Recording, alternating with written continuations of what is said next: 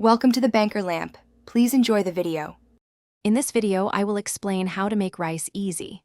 First, select your desired rice, like long grain white or brown. Measure 1 cup of rice for every 2 people you are serving. Next, place the rice in a fine mesh sieve and rinse it under cold running water.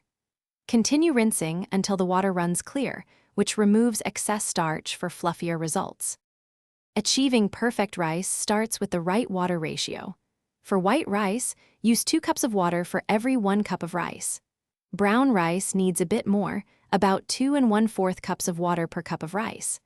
Add a half teaspoon of salt per cup of rice to enhance the flavor. Combine these in a pot and bring to a boil. Once boiling, reduce the heat to low, cover the pot tightly, and let it simmer. White rice cooks in about 18 minutes. For brown rice, allow 45 minutes. It's crucial not to lift the lid during this time. After simmering, remove the pot from the heat and let it rest, still covered, for 10 minutes.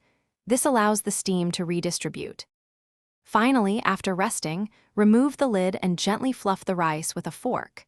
This separates the grains and releases any remaining steam, making it light and airy.